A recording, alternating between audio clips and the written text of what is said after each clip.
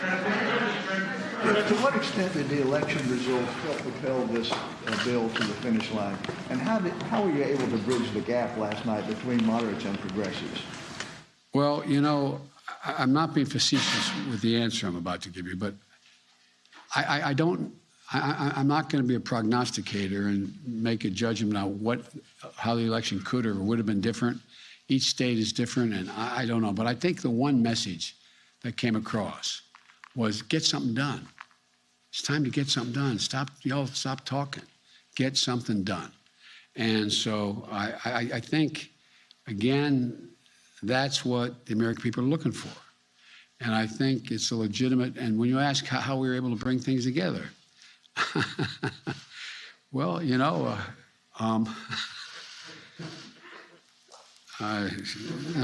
look, all kidding aside, I believe everybody in the process is entitled to be treated with respect. And I've been doing this kind of thing, doesn't mean it's not all me, but I've been doing this thing my whole life. I've been able in the Senate to put things together when people said they couldn't be put together, just by making the overwhelming point that you can't have all you want. It's a process. There's no one piece of legislation that's going to solve everybody's problems. So I spent a lot of time, as you probably heard, with a lot of people, both political parties and within my party, saying, look, if we move on what's here in this bill, that is the infrastructure bill, it is a game changer in a half a dozen ways. The fact that it has too much of what you don't want and more than you, and not enough of what you don't want, just let's be reasonable. Let's take a look at this. Let's do what we all agree at a minimum is in the interest of the American people. And if you want to add more, we can fight about it later. Or you want to subtract some of it. I've never voted for a major piece of legislation, an omnibus bill, that I was for every piece of it. People say, well, how do I explain this? I said, well, you explain to the American, your constituency, and I'm not telling you how to do it, but you go home and say, this is what it did. It had one piece in here, there's not enough money for this, or there's too much money for that. But overall, this has been a gigantic benefit to my congressional district. And so I spent a lot of time taking questions from both. And by the way, everybody at the end of the day, I have to admit, dealt with me fairly. I mean,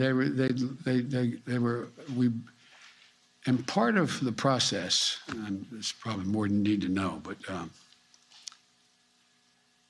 part of the process is getting to know all the people personally again.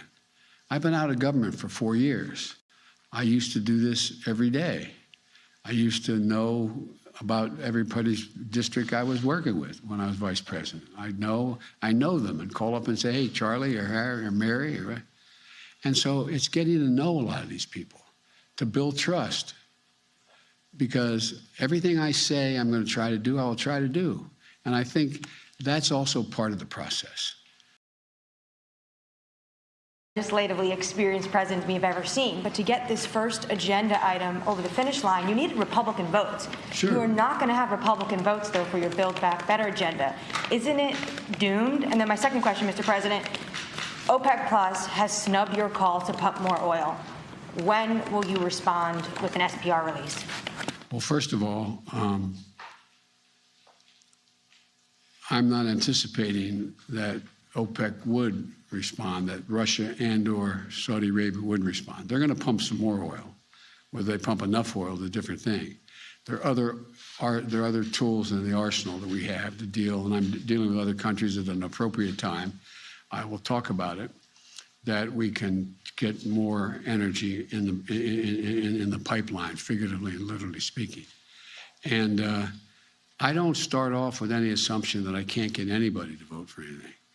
And so I'm sincerely, I think what's going to happen is we're going to see what happens in the Senate and whether or not I need only Democratic votes, which is likely, which is a likely outcome. And the question is, can I get all of those votes? This is a process. And all along, you told me I can't do any of it anyway. From the very beginning, no, come on, be honest, okay? You didn't think you could do any of it. And I don't blame you, because you look at the facts, you wonder, how's this going to get done? But I think there's a dawning on the part of a lot of people, hold elective office, that if you get some of this done, things are better for them as well as everybody else. And I'm sure some calculations saying, well, if Biden gets this other bill, then he's going to be moving too fast and it's going to hurt, the Democrats are going to be doing too well. That's why I think we have to try to figure out how to make the case across the board as to there's a lot of things we have to tackle yet. So, Mr. President, have you gotten assurances from moderate Democrats in the House and Senate that they are going to vote for your Build Back Better plan now that what they really wanted, the infrastructure bill, has passed? I'm not going to answer that question for you because I'm not going to get into what made what commitments to me. I don't negotiate in public, but I feel confident. That we will have enough votes to pass the Build Back Better plan. Mr. President, what gives you that confidence? Me. You were forced to scrub paid family leave from your framework a couple of weeks ago. I'm sorry? You were forced to pull paid family leave from the framework you released a couple of weeks ago. The House is putting it back in. Can you keep it in this bill when it makes its way to the Senate? Time will tell. Mr. President, I'd like to ask you real quick, sir, where do you stand? You said last week that this report about migrant families at the border getting payments was garbage. No, I didn't say that. Let's get it straight. You said everybody coming across the border gets $450,000. The number was what you had a problem with. The number with. I was referring to. Okay. Now, here's the thing. Sure. If, in fact, because of the outrageous behavior of the last administration, you coming across the border, whether it was legal or illegal, and you lost your child, it's gone. You deserve some kind of compensation, no matter what the circumstance. What that will be, I have no idea. Yes. DOJ negotiating a settlement. Mr. President, two questions. You referred to China twice in your comments, and yet we haven't heard anything about the China bill, which is really the third element of what you're hoping to do here. It's been through the Senate, has not yet come up to the House, and it would seem that that is the one that is more key to our competitiveness. So I was wondering if you would talk a little bit about that, and then also tell us how you're feeling right now about the Iran deal, since it looks like you're going to go back to discussion at the end of the month. But the Iranians have made it pretty clear at this point they plan to rip up most of what was done so far. So are you into your plan B at this point? I'm not going to comment on Iran now. And the China bill you're referring to, everything in good time. We got to get this through. The next thing is Build Back Better. So when do you plan to do that? Well, in order. I'm going to take one more question and then Mr. President, can I follow up on paid leave, Mr. President? Sir, may I follow up on paid leave? Mr. President, Democratic Congresswoman Abigail Spanberger said of your presidency this week, nobody elected him to be FDR. They elected him to be normal and stop the chaos. How do you view your mandate after Tuesday's election losses for Democrats, and is she wrong? Well, Abigail's a friend. We had a long talk. She joked and said, and I have a picture, she said, I have a picture of Roosevelt hanging in my office, her office, okay? I don't intend to be anybody but Joe Biden. That's who I am. And what I'm trying to do is do the things that I ran on to do. And look, people out there are ordinary, hardworking Americans, are really, really been put through the ringer the last couple years, starting with COVID. COVID has disrupted almost every family one way or another, whether it's wearing a mask or losing a family member. You know, 750,000 plus Americans dead. 750,000. And so people are worried. People are also worried about, coming up, they don't understandably. Why is the price of agricultural products, when I go to the store, why is it higher? For example, if we were all going out and having lunch together and I said, let's ask whoever's in the next table, no matter what restaurant we're in, have them explain the supply chain to us. Think they'd understand what we're talking about? They're smart people, but supply chain. Well, why is everything backed up?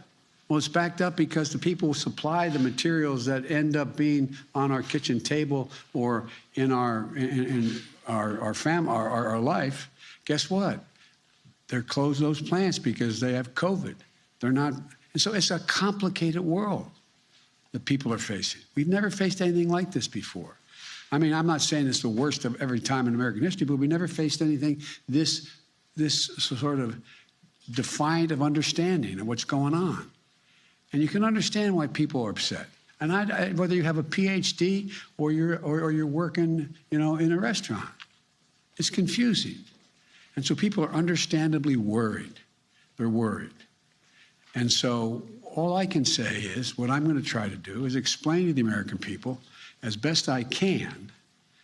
And by the way, you all write for a living. I haven't seen any one of you explain supply chain very well.